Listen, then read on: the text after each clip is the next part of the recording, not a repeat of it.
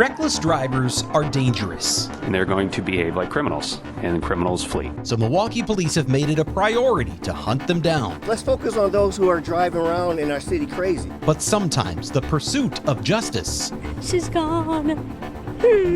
has consequences of its own. It truly is a damned if you do, damned if you don't situation. This week on Open Record, a recent string of deadly crashes Lives are still being lost. has public officials on edge. You're really rude sometimes.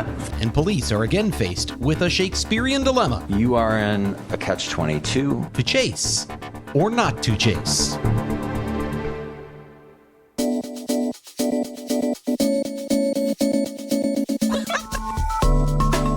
From the Fox 6 studios, this is Open Record. I am Bryan Polcyn. I'm joined by Open Record's executive producer, Sarah Smith. Hello, Sarah. Hello. And we are joined once again by Fox 6 political reporter, Jason Calvi. Jason, thanks for being here. Thanks for having me on. We are recording this episode on Thursday, October 8th. As we record, Milwaukee police are preparing to make their budget presentation for 2026 to the Milwaukee Common Council's Finance Committee. That happens as we record. But almost a week ago, the department's top brass were called in front of the Public Safety Committee to talk about one of the department's most controversial policies, its standard operating procedure on vehicle pursuits. 9 people have died in crashes in 2025 that occurred during a Milwaukee police chase. 6 of those deaths involved innocent third parties not involved in the chase at all.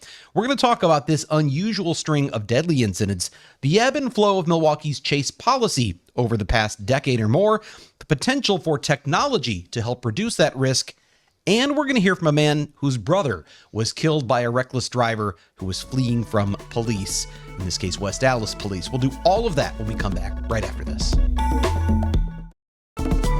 We are back on Open Record. Last week, Milwaukee Police testified before Common Council Committee about the department's chase policy. Jason, you were there to cover that for Fox 6. Let's start with what prompted the meeting. Well, what prompted the meeting was we've had this year alone, 2025, 9 people have died, as Bryan said in the open there. 9 people have died in Milwaukee police chases. So the question is it time to revisit the policy? And indeed, the police department is at least evaluating, trying to figure out, should there be changes made to this policy right now after 9 people have died? 6 of them people that are considered innocent bystanders. I think that has a lot to do with the reaction here. First of all, it's unusual to see a string like that. What's really remarkable, Jason, 2024, nobody died in a police chase. And all of a sudden, 9. And in fact, it's not just 9 throughout the whole course of the year, but I think 8 of those are since July, something like that. I mean, it's happened. There's been something about the last couple of months where there have been a lot of these chases that have led to deadly crashes. Yeah. And when you look at the people that died in those crashes, as I mentioned, 6 of them were people that were not involved with the chase. Other cars, pedestrians, somebody waiting at a bus stop.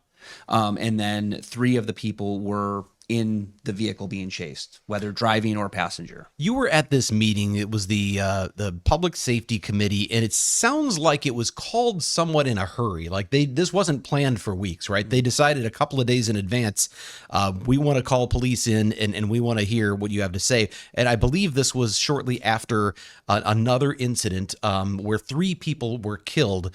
That was in September, though. So here we are in October. Any idea why it was called sort of so suddenly and how that sort of impacted the way things went there? Well, I know that was one of the issues with the Milwaukee Police Department's chief of staff, and there was really a give and take between her and Alderman Scott Spiker. And the chairman of the committee, right? Yeah, and it got really intense, and at one point she walked out. She walked out in tears and said, Alderman Spiker, and this is a paraphrase, sometimes you were just so rude. And she walked out in tears and did not return. Now, this was a pretty, it was a, hour and a half long kind of presentation. And when you hear that, you talk about, you had told me, I hadn't seen this. I wasn't at the meeting. And you told me that the chief of staff walked out in tears. And I thought, what happened? Immediately, what happened? What did Spiker say that was so? And you're waiting for the moment where there was somebody yelling and screaming. There was never anything like that.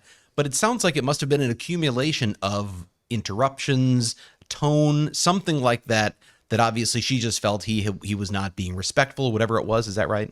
I think so. And I think that there was a sense, at least probably in the mayor's office or the police department, that this was something that had happened before, where maybe the feeling was that he was cutting them off. And in the instance here, right before she walked out, she started speaking. He said, pause, pause, pause. So, Yeah. there's a sense that, at least in this meeting, that maybe when she spoke, he would challenge everything. Well, paraphrasing here, but, people in the mayor's office thought that he was pretty much challenging a lot of what she was saying. Well, and wasn't part of the question too that the police chief wasn't at the meeting. So that was another That point started it. That was one of the things that Alderman Spiker first started talking about with an issue this important. Why is the chief not here? And that was the first sort of question. And then, she answered that, well, the police chief trusts his staff. He delegates roles to us and he trusts us. And she said she's thankful to be able to work for a department that trusts having other experts come in and talk. On the one hand, I think maybe she and Assistant Chief Sarno, who was there with her as well. This is Chief of Staff Heather Huff and then Assistant Chief Sarno.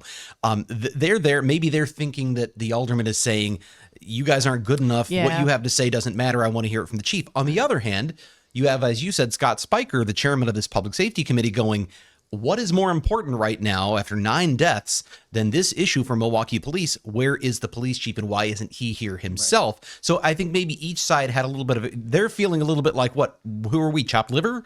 And he's saying, well, what is this committee if it's not important enough for the chief to be here? Yeah, I think that was his point, and I think they reiterated that they're delegated by the chief to come and talk. So let's talk policy, right? So what does the current policy say about when police can chase a driver? So there's standard operating procedure in place regarding police chases. And I'd love to hear Bryan in a little bit talk about the history, because he's really there's a lot of history. He's been here and seen how it's gone on the books and off the books and on the books and off the books. And now it's back on the books. So I'd like to hear about that. But right now, the summary explains when can Milwaukee police officers chase.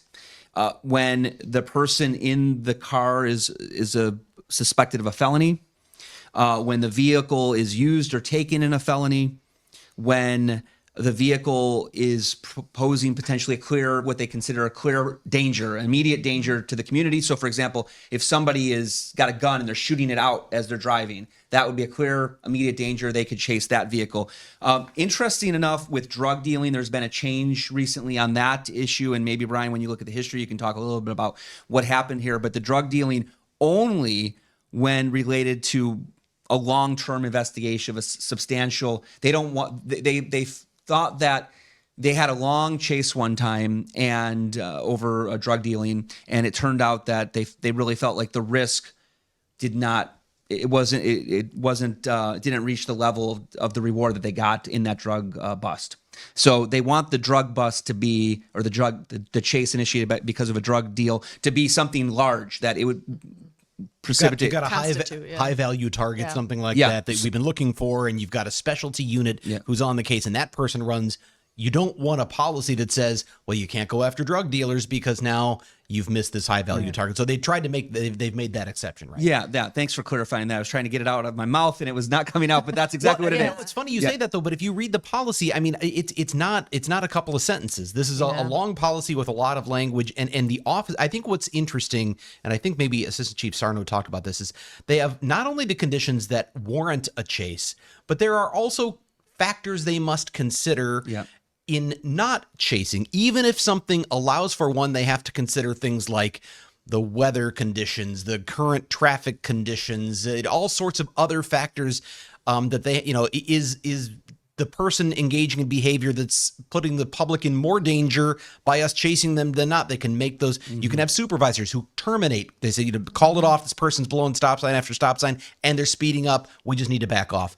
Is it worth it for this particular target? So they have but they've got to do these things. They've got to make these decisions in a snap. Instantaneous. And so training obviously plays a big factor in a lot of this, but there's that policy. I said I'm the one who's being wordy, but there's a lot to that policy, and that's the current state of it. You mentioned the history, Jason, and I actually brought something out here, and Dave, I'll ask him in a little bit to put up a graphic, but we can look at this here together. Over the years, Milwaukee police have the policy has sort of ebbed and flowed. And if you go back to the mid 2000s, like 2007, 2008, 2009, they were chasing a couple of hundred people a year. And then Milwaukee police chief at the time, Ed Flynn, had what was effectively a no chase policy. We're only going after the most dangerous criminals in the community. And it dropped off to where there were no more than 50, 60, 80 chases a year for about a 5-year period. And you can see in this graph, it's almost nothing on the graph. And then 2015 through 2017, it starts to ramp up. That's right around the time that then Alderman Bob Donovan really got on Chief Flynn's case. And there was a lot of public pressure like, hey, these rolling drug labs have become a thing because they know you won't chase after them. They'll just drive around in their cars, dealing drugs, and you won't chase them. So they start ramping it up. And then it's in 2017 that the Fire and Police Commission expands the chase policy. And we're going to talk a minute about how that has changed in terms of who has the authority here.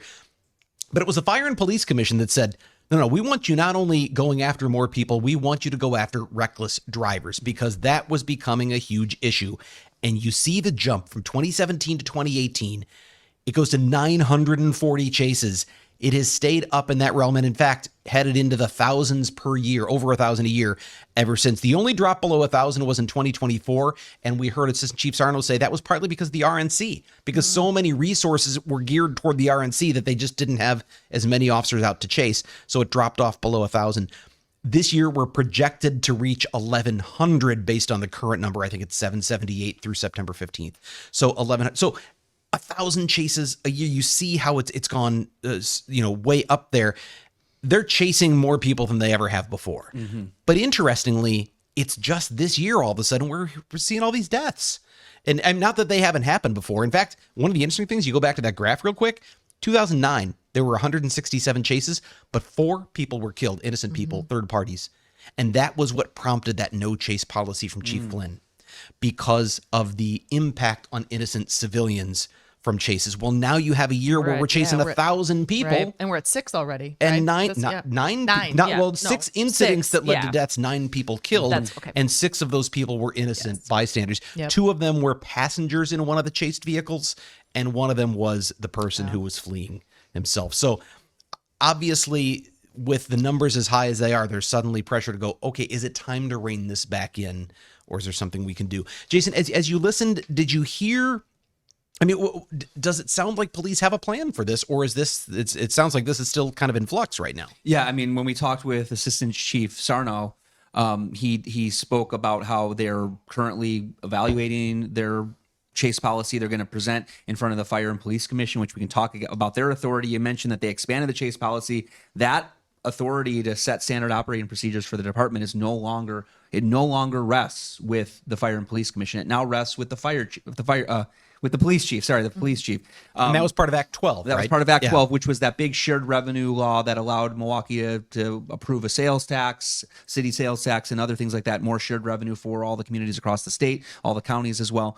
And part of that was that the Fire and Police Commission would no longer set the policy in Milwaukee, the first-class city. It now rests with the police chief. But it does allow the Common Council to do enough. something to overrule the chief if they get a 2/3 vote of the council. And that's kind of where we are right now, right? And they haven't done it yet, but you see this sort of sense of this hearing when you looked at all of the questions that the aldermen and alderwomen had, is now are they getting the data? Are they getting the perspective to potentially change the policy? They'd have to have a 2/3 vote. They've never done it since Act 12 was passed and became law. But they do have that in their back pocket. If they want, they can change standard operating procedures for MPD if they approve it with a 2/3 vote. That alone could be a motivating factor for the chief. Do you get a feel at all, something. Jason, from listening to even just in this meeting where some of these alder people, do they feel like it? Yes, let's do this chase stuff, or let's pull back, or it's really a conflict. And I think,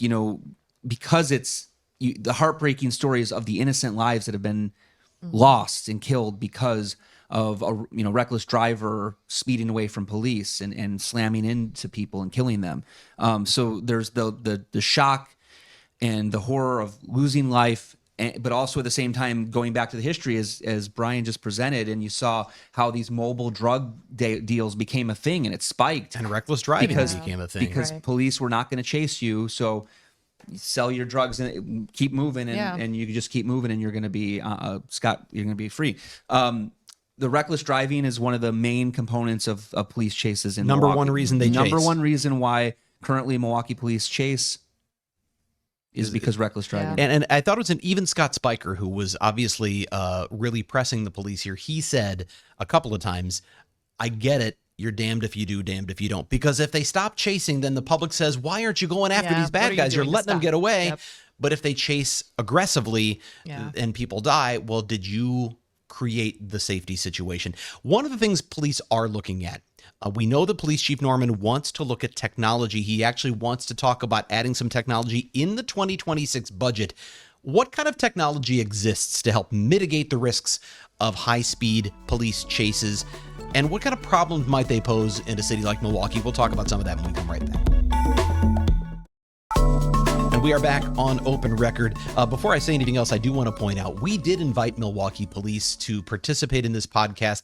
They told us they could not accommodate the interview in part because today, as we record on Thursday, the 8th, is budget presentation day for the police department. We also invited Leon Todd, the executive director of the Fire and Police Commission. While they don't have policy setting authority over the chase policy, they do have an advisory role, and a big one. And in fact, they're going to be hearing from the police department next week, I think October 16th. Yep. Is that right, Jason? But in the meantime, we're going to talk about technology because we know that the chief is looking at, can technology help with some of this? We know that the police department has got flock cameras. That's the license plate readers. They have ShotSpotter. They have a data fusion center. They have drones. But one area that technology really hasn't changed anything in Milwaukee and in a lot of places is police chases, at least not yet. And I know, Jason, if you go back 8 or 9 years, Milwaukee did have a trial of something called Star Chase, which is a GPS dart system. They used it for a brief period of time. Then they got rid of it. They dumped it. But now it sounds like there may be some talk of going back to this system. What did you hear at the meeting? Yeah, maybe not necessarily that system, but some use of technology. And yeah, I list that one just as one clear-cut example of something that's out there when you're talking about chase mitigation technology. There are other options as well, but the dart is one thing where, again, it shoots out from the police car, and it looks like a can of, like it's like the size of like a can of Coke or something, right? Yeah, and so it then pretty much goes into the, hits the car, stays on the car. That's you were intending to chase, and then you don't have to chase because the GPS is tracking it. But as you mentioned, sometimes criminals would pull off and take the thing off and throw it off and be on their way. So Right. Or it simply wouldn't land. I know. Yeah. I think it was Ashley Sears. I think had done a demo story on this where they actually went with police to demonstrate how it works, and they couldn't get the thing to stick. Yeah. Because sometimes it just wasn't. Now I will tell you that this particular company, Star Chase, which does this with several hundred police departments across the country, they do say that their technology has advanced. Yeah. The adhesive is better and things like that. Whether or not that's what police might look at, that's one. But there was another technology that was brought up at the meeting that some are interested in, but it sounded like Assistant Chief Sarno saw some problems with. The grappler is the technology, and I'm pretty much, if you can explain what it does, but his concerns were using that in an urban environment. If I understand, this is it's almost like Spider-Man, right? It's Like a Spider-Man. shoots a net out from the police car that grabs onto the wheel. That's right. The rear and wheel, kind I of think. tangles it up then, right? And then they're like connected, Yeah. but then you've got a speeding car that's like you're trying to pull it and stop it. And so what was Assistant Chief Sarno saying about that? That's the problem in the urban environment is you're tethered to this your car that you're chasing. Yeah. And I'm sorry to laugh. But it's just kind of that The image visual of it, the visual of the Spider-Man technique. grabbing and- but yeah. it's and other departments use it, but it's this net attaches to the tire, and then you are tethered now to that vehicle. And he was worried about having that in some of our, when you look at our narrow streets, when you're driving down, you've got cars parked on maybe either side, and there's no room to go. like And then he was one-ways, worried about all the damage, the safety issues about police cars fishtailing behind or something he was like suggesting that. that could, definitely work for some departments that might have maybe be out more in the country, but in an urban environment, he was worried about that. So we'll see. Again, a lot of they're meeting with a lot of these vendors.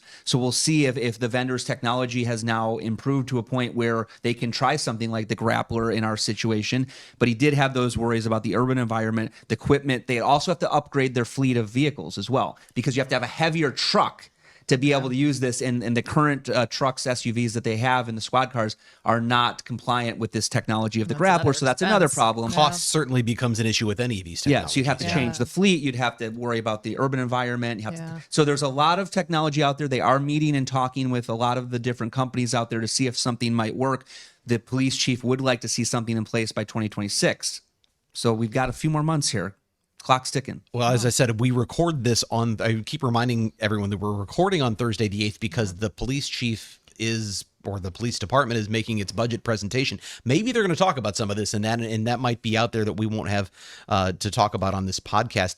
You talk about the potential dangers, or Assistant Chief Sarno did, about that grappler. One thing that Alderman Spiker then countered with was, but what are the dangers we're already posing with high-speed chases throughout the city? So it's not a matter of what could that do versus nothing. It's what could that do versus what we're currently doing. And that's part of the evaluation he mentioned is if 9 people have died from high-speed chases, how many would die if we were using the grappler? Those are questions, of course, that need to be evaluated. And I think these are things that are going to be discussed in more detail before the Fire and Police Commission, even though they don't have that sort of authority to change policy. They play a very important advisory role, and they will have probably a lot more debate and discussion over this. I know one of the things, I mean, with the technology, and obviously there's so many different and new technologies now. Drones, they're still a thing that police departments use, right? Like, I mean, I know that they use them in other situations or searching or stuff like that, but. Well, I've wondered about drones as well, Jason, because I mean, we talked a lot about flock safety. They now actually own a company called Aerodome, or I think it's Aerodome, where they have actually worked in some cities to turn drones into first responders. They're actually sending drones out instead of squad cars to respond to certain incidents. I wonder if there's a role for drones in police pursuits, and I don't know if that's something that's been discussed. Did you hear any discussion of that at this meeting? Is that even an option? Well, I can tell you that the Milwaukee Police Department has really been growing their drone program. It's really started at the RNC in July of last summer, and 2024, and so they are definitely they have a goal to grow that department, or that part of their department, and they're using them. This is something that Daniel Hohn's grandson, who runs the Hohn Foundation, is really adamant about. He thinks that we're wasting our time and money with all the infrastructure upgrades trying to protect people from reckless driving with all the bump outs and things like that. He thinks we could really, not wasting our time, I mean, that has a value too, but he thinks we really could be using technology and not have to, you can monitor from the sky is his proposal. So that is one way to potentially watch one of these vehicles being chased. But you have to get that drone up to the sky pretty quickly. And Right. Well, if they're moving fast, I mean, that's the other thing too that we didn't really talk about. I mean, you just assume chases are high speed, but the speeds are getting faster. Oh, so, yeah. I mean, That's actually a significant statistical. right. And I know, Jason, in your story, difference. you had talked about the speeds and stuff. But again, to your point, getting those drones up, it's not like you're like, okay, let's call in the drone. Oh, we have 5 extra minutes. Yeah. It's over by then. Well, you pulled out this graph, Jason, but if you go back, you talked about the history of chases. Not only were there fewer back in the 2007, 2008 time, but the typical speeds were much slower.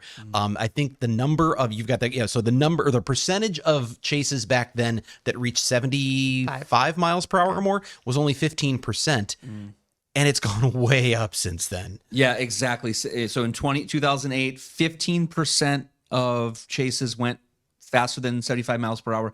In 2024, last year, the last time we have our annual report on about the chase policy, 71%. Yeah, it's a lot. 71% of the chases went greater than 75 miles per hour. And somebody pointed this out at the meeting. I thought it was a good point. Is you go 75? Well, that doesn't sound that fast. I go 75. I was just thinking we're that. not talking about No, the freeway. the freeway. It's a city street. These where are it's 35 miles an hour, 35. 25 miles Yes. an hour city streets, or speed limits on these city streets, terrifying. and they're going 75 plus.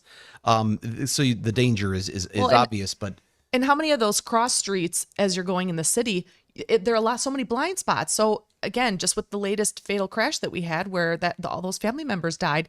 I mean, they were just simply coming into the intersection. Probably there were buildings all over. They probably couldn't see anything anyway. So, But I that's do terrifying. get the I use the term Shakespearean dilemma. The idea, though, that if someone's driving that way and you go, we're going to let him go, to the public, you go, you're not going to try to catch that guy. On the other hand, if chasing them encourages them to increase their speed and keep blowing lights, are you actually creating a greater danger? It's a really difficult catch-22 for law enforcement, not just here, but all over the place. And obviously that's why they're talking about this right now. There is obviously a cost when these things go badly. Yeah. And this came up because of this recent string we mentioned of deaths involving innocent people in Milwaukee. Our next guest wants to talk about his brother, who was killed by a driver fleeing from police 4 years ago. Now, while it happened in Milwaukee, the driver was actually fleeing from West Allis Police. Nonetheless, this next guest has been on the receiving end of the heartache that so many are feeling right now, and he has some thoughts on this discussion on chase policies. We're going to talk to Michael House right after this. Welcome back to Open Record. Michael House joins us now via Zoom. Earlier this week, Mike, it reached the 4-year mark since a reckless driver fleeing from West Allis Police struck and killed your brother, Caleb. First of all, thank you for taking the time to join us here on Open Record. Thanks for having me. Tell us a little bit about what happened. This was October 6th of 2021. Tell us about that night. I believe it was October 5th. So basically, 5th, okay. Excuse me, what happened was there was a reckless driver. They went to pull the person over. The offender got away. They were still driving in the area. Another officer spotted the vehicle. Then another pursuit ensued. And then that pursuit started around like 64th and National and went into Milwaukee all the way down National. And then my brother was struck crossing the street on 21st and National. This was really kind of late night. I honestly don't think he seen the car coming. And by the time he did, it was just too late. So your brother was a pedestrian just crossing the street and ends up being struck. And if I understand correctly, the driver kept going and police is that right? Yeah. So what happened was the driver stopped for a couple seconds because they kind of like fishtailed the car. And then as the police finally caught up to the scene, then the driver kind of sped off. Right. And then the police stopped right there. And then they started kind of life-saving measures. So they had to make it. The police in that case had to make a choice. Do we keep chasing after this hit and run driver, or do we try to provide life-saving assistance to Caleb? And they chose to stay on scene and try to help your brother. Correct. And there was multiple squads, right? So, they did what they could, right? First of all, we talked about what's been happening in Milwaukee this year. I can only imagine for you to read about, hear about this string of pursuits that's led to additional innocent lives being lost, including one person who was just sitting at a bus stop in a bus shelter as the fleeing vehicle crashes into the bus shelter and kills him. What is that like for you, knowing what you've lost and what you and your family have been through to watch this continuing to happen in Milwaukee? A couple things, right? First off, my heart goes out to anybody else that's been affected. These are basically innocent people, right? I mean, sometimes crime happens and there's a thing inside that world of, you're involved in it. So these things can happen, but now some of those things are happening outside of that are affecting innocent people. Like there were a couple weeks ago, I think it was like 27th and Valete, right? Basically, a woman and I believe 2 of her children were killed. I can't recall if it was 1 or 2. I think a couple things, right? Number one, everybody wants to talk about the police. Why do they chase? But why, how about we hold people accountable, right? The people that are choosing to flee, how about we start holding them accountable? Because that's really what this comes down to. Number one is their accountability. Like for me, if I'm going to hold any type of chase accountable or say something like it had an effect on my brother, it would be the no chase policy, right? I feel like that no chase policy kind of put us where we're at today. And there's just not enough community know that, look, if you reckless drive and we engage you in a chase, we're going to chase you, right? You've stated how the speeds have increased. The speeds have increased because people that are fleeing, they're aware that if they get up to certain speeds, that chases will be called off. That's why those chase speeds are probably increasing.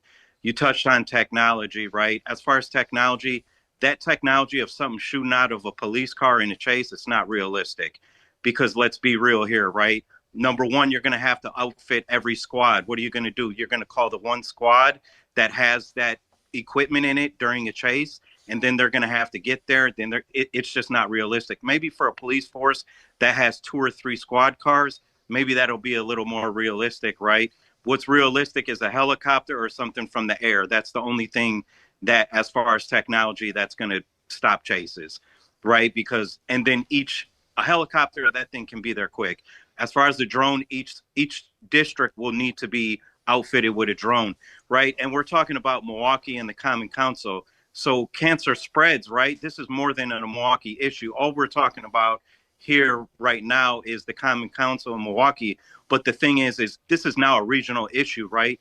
What about the West Dallas police? Just because Milwaukee stops, is West Dallas going to stop? Probably not, right? What about Greenfield, Greendale, and all these other communities, right, that engage in chases? Glendale, right? This is more now of a regional issue. It's just not a Milwaukee issue because it's bubbled out because it's so bad, right? So, I mean, those are my thoughts on when I see this happening. Like, do I have a feeling like, oh, they should just stop chasing? You know, probably not, because it's just gonna get worse. Honestly, if you stop chasing, a lot of people are going to know, and you're even going to create situations that people that might have pulled over, they know no one's chasing, they're going to start taking off. I think it's powerful to hear that from you, considering your brother died, was killed by someone who was fleeing from police. It's clear that you are not holding police accountable for what happened to your brother. Is that fair to say? The thing is this, right? There's things with my brother's situation that I don't agree with, right? But it's easy to be a Monday morning quarterback, you know what I mean, and say, well, you should have did X, Y, Z. Those individuals are making these decisions within seconds, right? It's the same thing with police-related shootings, right? You're making these decisions within a fraction of a second, right? I don't agree with how long the chase went, right? And I don't agree with how many major intersections the chase went through, but I wasn't there to make that decision. But I also know that I know their policy pretty strictly, and during the pursuit, for at least West Dallas pursuit policy, and I don't know if this is for all police departments if they follow the same policy, but they have to. There's a sergeant that they're giving updates to, right? The officer in the car is not the one making the decision to continue the pursuit. It's actually somebody higher up that's either saying yes or no based off conditions, which you guys touched on earlier, you know, speed conditions, residential conditions, et cetera, et cetera. And Michael, But just looking, I'll continue to say this, right? It comes down to people being held accountable, right? Maybe there needs to be some more education or something like that goes out there that says, hey, look, if you take off during this chase, you know, this XYZ is going to happen to you when we catch you. And maybe that'll stop people, right? I don't know. Maybe maybe something. I know they have the Office of Violence Prevention, right? Maybe something needs to be put into place with them that goes around and talks to people that are more at risk of being somebody involved in a high-speed chase, right? And say, look, XYZ can happen to you. I mean, a lot of people seen the video of the young kid, right? He engaged in a chase. He crashed into a building. He burned alive, right? I mean, that's a deterrent right there. You start showing. It should be, right, Micah? You would think that would be. I don't know that it always is. If I've never seen that, right? If I'm a at-risk person and I've never seen that, maybe I need to see that, right?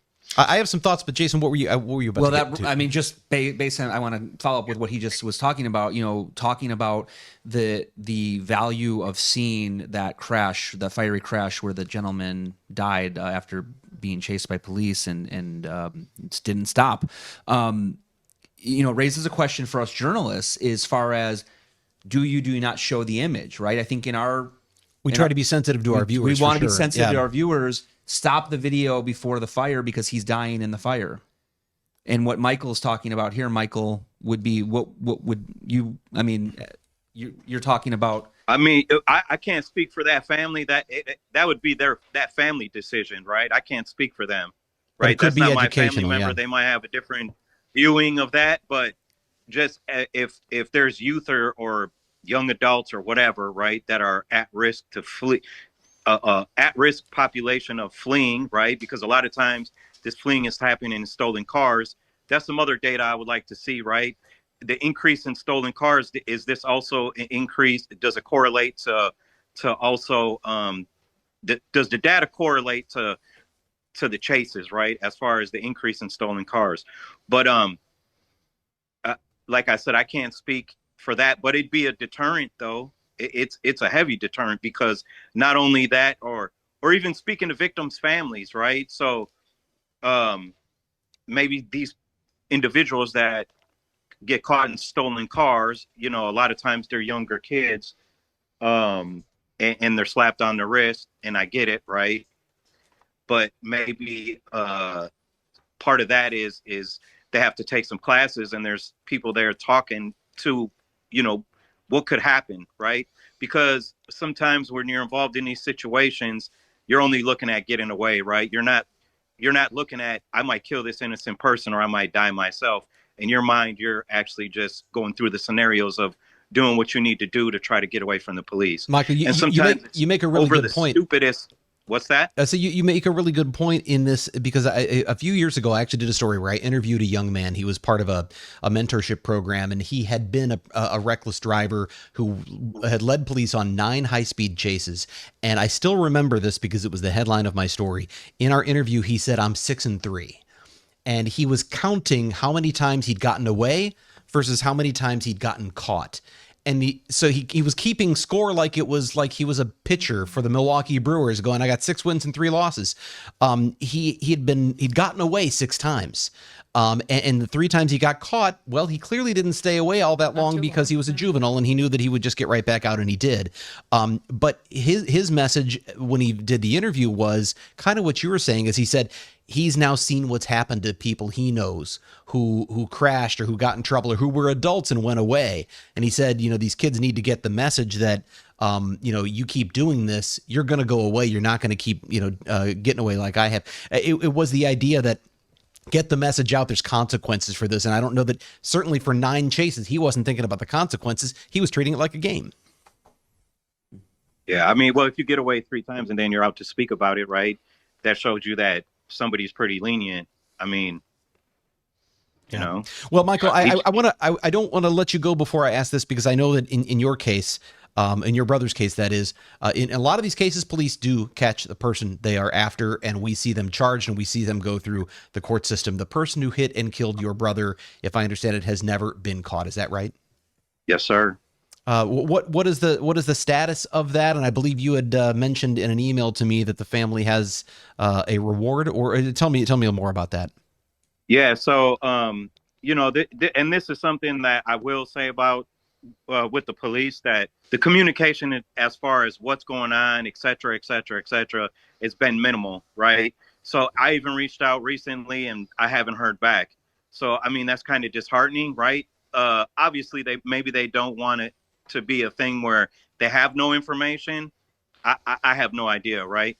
But yeah, my family is willing to come forward if anyone has any information with a new reward, a $10,000 reward based on, somebody being held accountable for this. And they can anonymously call, 224-8477. Again, that number is 224-8477, which is Milwaukee Crime Stoppers. And I guess they even have like an app, a P3 Tips app, it's called. And I don't know, sometimes you just got to do the right thing, right? You took a life over a traffic violation, right? My brother has 3 kids. 2 of those 3 kids will never, ever have not one memory of their dad. I mean, over a traffic violation, to me, you're a coward. But I mean, it is what it is. Michael House, thank you so much for the time you've taken here with us on Open Record. Our condolences to you and your family for the loss of Caleb, and hopefully you will see justice at some point. But again, thank you for taking the time to be here with us on the podcast. All right, I appreciate it. And we will go off the record right after this. And it is time for us to go off the record. This is the part of the podcast where we get a little more casual and we have a little fun by answering a question that Sarah Smith has prepared for Jason and me. Fun? So We do, sometimes. Jason seems nervous. he's nervous about off the record every single time. I love it. It kind of brings me joy. Okay, so Brian, before we get into Follow I up don't to really have PBJ? a question. It is I'm going to follow up. So on last week's podcast, last episode, I posed a question of how do you make, if you're making a whole peanut butter and jelly sandwich with 2 slices of bread, how do you assemble it from there? I'm not going to tell you what anyone said. Jason, tell me what you would do. Set the stage one more time. How do you make your It's 2 PB&J? pieces of bread. What's you the put order? your 2 pieces of bread on. Then how do you yeah. do? What do you do after Yeah. that? So you take one Yep. knife Yep. and you slab That's slather aggressive. it up with some peanut butter. Yep. Okay. Okay. All right. Preferably crunchy. Okay, And then since you're doing the jelly is going to go on the second piece of bread, the one that didn't Separately. already touch Yes. the peanut butter. And it's also got to be a new knife because New or A do new, you you don't just wipe rinse it? off or wipe off the knife? no, it's got Peanut to be butter doesn't new. rinse off. No, because it's going to be all Yeah. So that's that. Who's And then doing of the course dishes then in you're gonna Jason's house- then you're Jason's gonna house? then you're Be knife rich. but ideally what I'm going to do is take the peanut butter on one side Yes. and then just put the bananas right on top of the peanut Oh, butter. And then, yeah. There we go. Love That's- a good. So no banana- jelly, just bananas. Okay. All right. Skip the, The jelly. funny part about this is we posted a segment of an excerpt of this to Yes. TikTok. Yeah. And it got so much reaction. That's how it goes. Sadly, it got more reaction than the post I made about the Ridgeland dogs. Right, But- right. but People, but PB&J, it's very it's a polarizing. controversial topic. Right. Okay. So you're more of a peanut butter banana guy, which I'm here for. Jelly. What's your jelly flavor? Whatever's in the. Because I'm not going to do the jelly. It's going to be Okay. the peanut butter. But Okay. if I'm making it for the kids, it's probably going to be strawberry or grape. Okay. Strawberry All or right. grape. I feel that. Okay. Which then made me think of like other polarizing things that the Packers just posted this video, and I always riff off their stuff, but they did like a Halloween candy hot take. I'm not going to do Halloween candy hot take, but I will talk about polarizing foods that I think are polarizing. How do you feel about candy corn? Oh man, We go to this one every Halloween season. Have you been every have you been- episode. Okay. Oh my gosh. The last episode I was on, you talked about candy corn. Really? As well, I think, All or right, Brian. well, then- We know how you feel about Okay. candy corn. I like it. So whatever. Everybody else can pound sand. I can tolerate it if it's in a mix, like Okay, with peanuts like, and yeah, some chocolate and you get something. some other stuff. But just candy corn to me is just like it's just compressed sugar, and it's just Yep. too much. Yeah. Okay, that's fine. How do you feel about Smarties? Oh, love them. Yeah. You like them? Okay. Oh yeah. All right. What about tuna salad?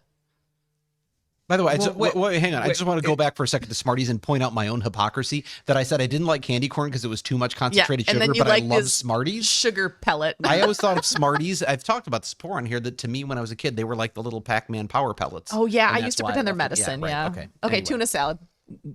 So what about? What's for Halloween candy? No. These are just stop. These are. Because it did remind me of. These are like Kid with a polarizing pillowcase. foods. There's kids with a pillowcase going, "Why do I have tuna salad?" And it got all over. Dripping. Yeah. It comes out in one of those ice cream scoops. Because it does remind me of my neighborhood. Dr. Nugent was the dentist that lived in the neighborhood. What did you get? He would pass out toothbrushes. Oh, that's so nice. So cool, right? Okay. With all this candy. So that reminded me of that. Nice You for the get- parents. Yeah. Bummer for the kids. So no, I'm just saying polarizing foods in general. Like tuna, like just a can of tuna or tuna salad. Yeah. I like tuna salad and things like that. I mean, it can in the workplace. Although what's worse is fish in the microwave. Right? That's fair. Yeah. But I That's feel like with tuna polarizing. salad, I need texture. Like there's got to be like a lettuce or a cheese to kind of. The crunchy too mushy. thing. The crunchy. I need the texture. What the crunchy. crunchy that we put in ours is Celery. celery. Okay. Or yes, celery, or you can also do like bell peppers, chop them up. Ooh, but I like bell peppers, But actually, yeah. I just think if you take tuna salad or tuna or whatever, just put it on a cracker. That gives Ooh, you a crunch. texture. Yes, There's you're your right. texture. Right. Okay. How do you feel about white bread? I eat white bread all the time. That's what my peanut butter is white All bread. the time? Well, I mean, it's white. It's peanut butter and jelly on white bread. Yes. All right. Well, I used to have what's a judgmental? well, look? white bread. I used to have a roommate that said, "The whiter the bread, the quicker you're dead." So Great. Well, wait, one more. Who's How going to about- host this how in a about- couple of years after all the white how bread about- I've had? What do you think I've been doing all this whole time? Training myself to that's- host. Okay. I think that was my nickname in college. Anyway, Bologna? No, white bread. Oh, white bread. Okay. One more. What about bologna? How do you feel about bologna? BOLOG. No, I don't like bologna. okay. I'm at going all. to pass on both bologna and the white bread and go Okay. for turkey. PB and banana? I don't like bologna, but I love the Oscar Mayer theme song. Fair. All right. That's how I know how to spell Oscar Mayer. Anyway, sing the song in your head, you'll know. That's all the time we have for now. We'll wrap things up when we come right back. That is all the time we have for this week. Thanks to Sarah, thanks to Jason, thanks to Dave behind the scenes. If you have anything you want to send us an email. FOX6 Investigators at fox.com. With that, I'm Bryan Polcyn. We'll be back next week.